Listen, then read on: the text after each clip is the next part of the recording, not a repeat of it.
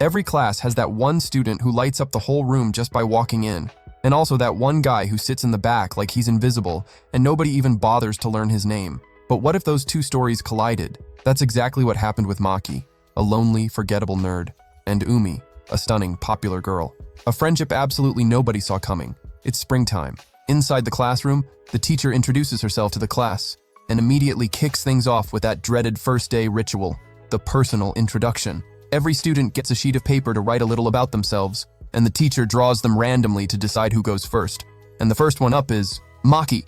The dude feels that wave of anxiety crash into him, but he stands up anyway, slouched, insecure, basically talking to the floor.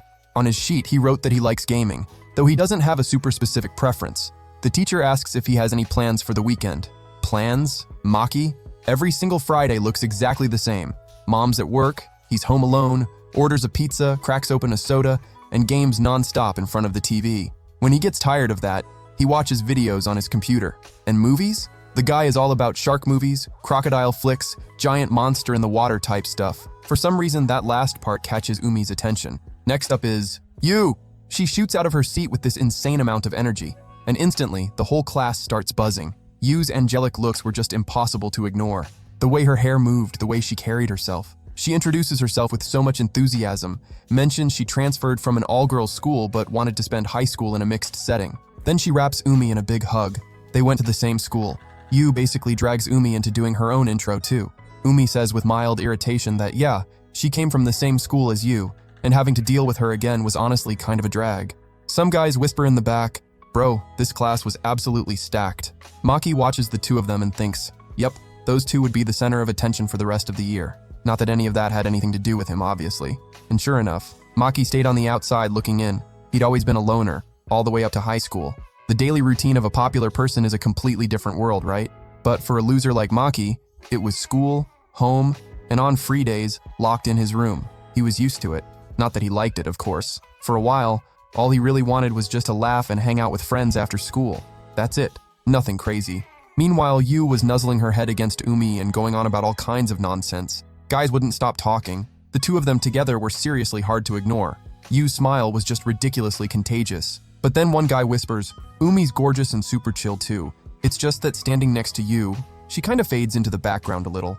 Maki accidentally starts picking up on their conversation. Umi was planning to watch a movie, and Yu wanted to know which one. Umi turns her phone screen around. Yu looks at it and makes a face. Umi's taste was kind of out there, but Yu tries to backpedal. She wasn't judging, obviously, not at all. But Umi already knew Yu would never be into that kind of movie, so she'd watch it alone, like always. Maki was at a video rental store, browsing the shelves. He scanned one row, then another.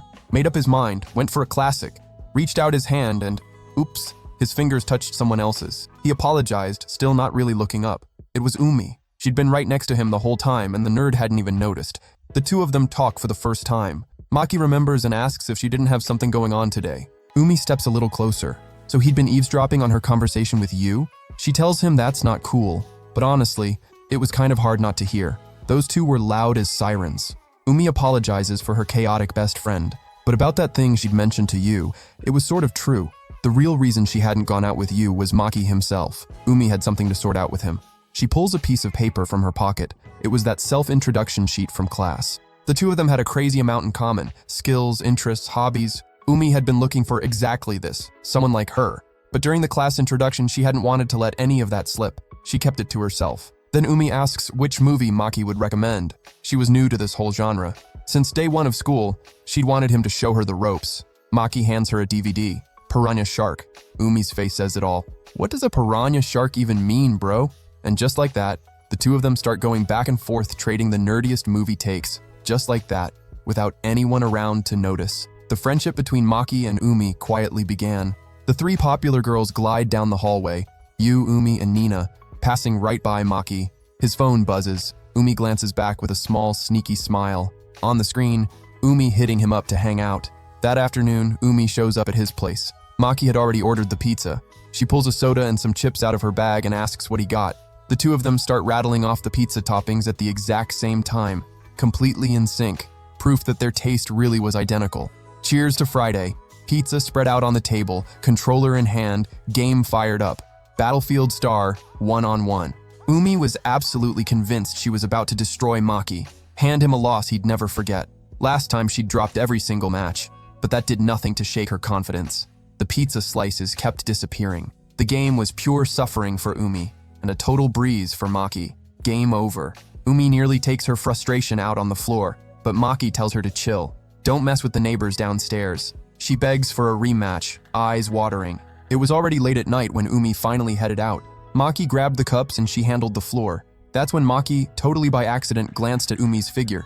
She noticed, asked why he was looking at her like that, fixed herself up, crossed her arms, called him a creep. Maki tried to explain. It was just that Umi ate so much and stayed so slim, unlike him. She turned to face him and said it was because she worked out. Then she stepped closer, pointing right at his little belly, pinched his weak spot, flashed a smirk, and launched herself at him, going absolutely feral with tickles. He'd bodied her in the game. Now it was time to collect. It was the third time they'd hung out, and it had been way too much fun. Neither of them could have imagined getting this close to someone. Maki says Umi is kind of weird for hanging out with a guy like him, even if they do share the same interests. She fires back.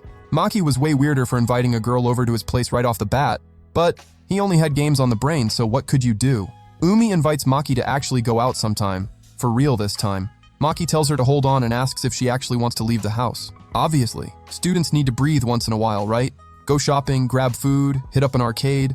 It wasn't fair to rely on Maki's place as their only hangout, so she was going to teach him how to actually enjoy life outside four walls, just the two of them, even if the friendship stayed a secret from everyone at school.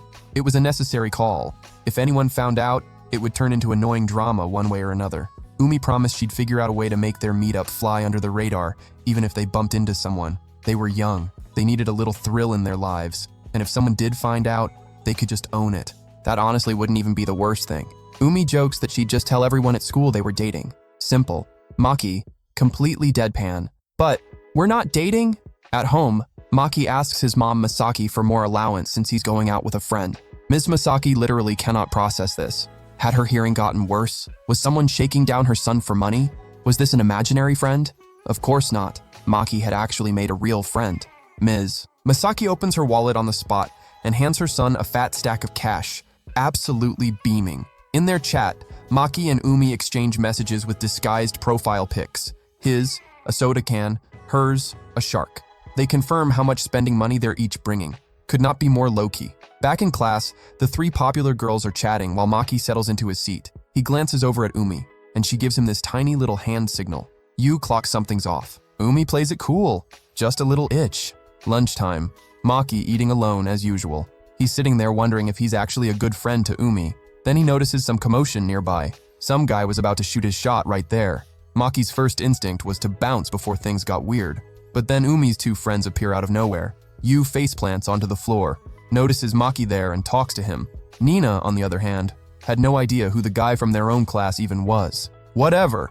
The two of them shove Maki forward to watch the guy confess to Umi, and the second prettiest girl in class just got asked out and shot it down cold. The guy pushes, asks if Umi had a boyfriend, if she liked someone, if they could at least be friends. All rejected, just like that, ice cold. Nina, Yu, and Maki stand there dissecting that legendary rejection. Umi was always like this. Nobody was surprised. But the guy had also tried a little too hard. Cute enough, but way too desperate. Yu explains to Maki that this same guy had tried his luck with her a while back too. Maki did not think that was a good look. He figured Yu was pulling moves like that behind the scenes too. Yu confirms, but only because Umi was her best friend, okay? Umi finally puts the situation to bed once and for all. Yu apologizes for dragging Maki into the whole mess. Nina tells her to hurry up. So Yu asks to borrow Maki's phone. He hands it over without thinking much, but Yu just wanted to slip her own number in, on the sly. Maki told Umi he'd seen the whole thing since he was eating nearby, said he'd been worried about her, figuring she'd be upset. But Umi was the one who apologized for making him worry. She wasn't mad, not even a little. Maki asks if she's always been this popular. Kind of, though nothing close to Yu's level. Why'd he ask that? Jealous? Not even close. He just thought that kind of popularity seemed like a problem. Umi wants to know why. She pushes, leans in with a smile on her face, fully ready to hear this. Maki tells her not to laugh, but here goes. Popularity was something he couldn't even really wrap his head around. It means a bunch of people see you a certain way, right? They want to get closer, they want something special from you. And on top of that, you have to manage everyone in just the right way. That's exhausting. Being alone is rough too, but it beats stressing over stuff that doesn't actually matter. Umi gets where he's coming from, even if she thinks he's being a little dramatic. Says she likes that side of Maki, but just as friends, okay? Maki says the same thing right back. He doesn't dislike Umi, but just as friends. Maki only has Umi as a friend. Umi only has Maki as a hobby buddy. The two of them pick up their controllers, ready to go. Maki warns her. Zero mercy this time. Same as always, the week dragged by in the usual grind, and then Friday rolled around, the day they'd planned. Umi makes up an excuse to her friends and dips out early. Yu notices she seemed way too happy on her way out. Nina immediately calls it, must be a boyfriend. Yu says that's ridiculous, Umi wouldn't do that. Or would she? Umi lightly boops Yu on the head, telling her not to feed into Nina's nonsense. More people start crowding around the girls. Maki gets up and walks out. He was already at the meetup spot, stressing about whether he'd shown up too early, whether he looked okay, whether his outfit was right. Then Umi appears, taps him on the shoulder. Maki practically jumps out of his skin. Umi immediately roasts his outfit, pretty much what she expected, but she admits Maki was giving off kind of a brooding vibe with that look. Acceptable, but next time, bring some color. Maki points out that Umi had also shown up way before the agreed time. She brushes it off. She knew he'd be early, so she didn't want to leave him standing there alone. Umi likes the spot he picked. It was something fresh. When she hangs out with her usual crew, they never go to places like this. Maki responds, and Umi tells him to stop being so formal. They're friends, come on. Maki switches to her last name. Still not satisfied, Umi complains he didn't use her first name. Maki says he'll use her first name if she uses his. But then Umi says they're not close enough for that. Maki calls her an idiot. Umi gets annoyed and threatens to drag him over to the spicy food section right then and there. Okay, snack break. Umi recommends a movie to Maki. A really good one called Angel Shark. It's about a genetically engineered shark with angel wings that goes on a killing spree. And the kicker, the wings look absolutely ridiculous. The two of them dive deep into the conversation, hyped out of their minds. That movie becomes next week's plan. Maki asks if all these hangouts are going to be a problem for Umi, but no. She thinks he's really considerate for even asking. Suddenly, some girls nearby recognize Umi and start whispering, isn't that the girl who coldly rejected that upperclassman? She's pretty and everything, but she really thinks she's all that? Umi gets visibly uncomfortable. Then she asks Maki if he was willing to be a little embarrassed for her sake. Didn't even wait for an answer. Umi started talking super loudly, feeding Maki bites of food, calling him babe and all that, pretending he was her boyfriend. The girls were shook, Maki too. He almost blows the whole act, but Umi kicks him in the shin under the table. Then she ends up making Maki feed her too. And the poor guy's hands are literally shaking as he hands her the bite. The girls talk even louder. How do you reject an upperclassman and then end up with some boring-looking guy? Umi stands up, fuming. How dare these clowns say something like that? They didn't even know Maki. Maki calms her down, says it's fine, but even the food kind of lost its taste after that. Umi has an idea. What about the arcade? The two of them have an absolute blast. They sit down on a bench, taking a breather. Umi says she's gonna run to the bathroom. Maki sits there lost in his thoughts. He never thought he'd actually go out like this with someone. Sometimes it's worth taking that leap and dealing with a little awkwardness. Out of nowhere, Yu, Nina, and two other guys appear. Maki nearly has a heart attack. Nina asks who the heck this guy even is. Yu reminds her about that time they were spying on Umi, and clarifies that Maki is in their class. Yu asks if he's there with someone after noticing a second backpack sitting next to him. Maki calls Umi in the bathroom. She picks up and immediately hears Yu's voice from across the room. Maki tries to step away from the group, but Yu keeps pressing him to hang out with them. Nina tries to slow Yu down a little, but Yu keeps going, convinced it'd be more fun this way. Then she turns to Nina and asks if she, by any chance, might actually be feeling some type of way about Maki. Nina denies it, all flustered and stuttering. Yeah, sure. And that's when Maki understood exactly why Umi went out with just him on weekends. Maki turns Yu down. Going out in a group can be fun, but there are people who just can't vibe with that setting. You end up forcing yourself not to ruin the mood, constantly worried, running on empty. That wears you out, man. On the train heading home, Umi thanks Maki for saving her. It had all started about a year ago, when Umi got more serious about her hobbies. Growing up, she'd always been the one in charge, organizing the friend group, handling drama, stepping up when nobody else would. At first, people are grateful, but eventually it just becomes expected. The pressure piles up, and when the mental exhaustion finally hit hard enough, that's when she found her current hobby. She'd wanted someone to talk to about all of it. She could have told Maki earlier, but she'd been careful about how she approached getting close to him. Umi tells Maki to take the open seat. She worked out, she was strong, she could handle standing. She also apologizes for putting him through all that. She'd deal with Yu later. Yu had already texted asking what she should do, because she felt bad about how she'd acted toward Maki and wanted to make it right. Umi starts gently running her hand through Maki's hair, completely irresistible. Tells him he can go ahead and sleep if he wants. The next day, Yu is standing in front of Maki apologizing for what happened. Students around them start staring, baffled by the whole scene. Maki kept trying to reassure Yu that everything was fine, meanwhile freaking out internally about all the eyes on them. Yu thanks him for forgiving her and invites Maki to hang out later, saying it loudly, and even brings up the phone numbers they'd exchanged the other day. That was supposed to be a secret.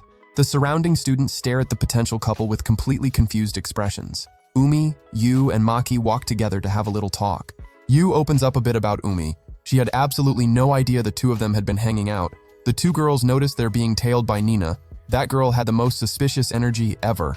Umi grabs Maki's arm, and the three of them take off running to lose Nina. They book it. At Maki's place, Umi brings up the subject from the week before. That whole spying situation, seriously. And another thing, why did the two of them have each other's numbers? After the explanations, both of them apologize for having spied on Umi. She tells them to come in close and flicks them both right on the forehead. Deserved. Yu apologizes again for what she'd said to Maki. He explains that he gets anxious in big groups. Yu gets it, then asks if he really cares a lot about this friend of his. Umi and Maki both turn 10 shades of red. Umi says they should all head out already, but before that, Yu asks Maki if he wants to be her friend. Umi looks over at the whole thing and... a perfectly normal school day, or so it seemed, starting with Yu rushing over to greet Maki like he was the best thing since sliced bread. The rest of the class, though, totally weirded out. Maki was basically the school's biggest loser in everyone's eyes, so this whole dynamic made zero sense to them. Nina rolls up to chat with Yu and once again can't even remember who Maki is. Yu, completely unbothered, tells her with a big smile that the two of them are friends now. They just clicked, simple as that. The class immediately starts side-eyeing the situation, grossed out by Maki, convinced Yu must be getting threatened or something. The whole thing was starting to weigh on Maki a little, but Yu? She could not care less what anyone thinks, dude. A text notification. It was Umi, apologizing on behalf of her friend. Things were getting awkward for Maki with everyone watching. Then Yu hits Maki with a lunch invite, just the two of them. But Umi had already jumped in and messed up the vibe, which was a problem. For Yu, at least, since Maki doesn't really do well in big crowds. So why not keep it small? The thing is, that would have been kind of awkward, right? Okay, fine. It'd probably be better if Umi came along. Nobody's gonna argue with that. At lunch, Maki leads them both to a quiet corner table on campus, because whenever Yu and Umi are near him, people can't stop staring. He does a quick wipe down of the table, lost in thought. Never in a million years did he think he'd be having lunch with the two most gorgeous girls in school. Yu immediately zeroes in on Maki's lunch. It honestly looked amazing. They do a little food swap. Wait, Maki cooked all of this himself? Bro, this nerd is more domestic than the girls themselves. Yu takes a bite. Oh wow, that hits different.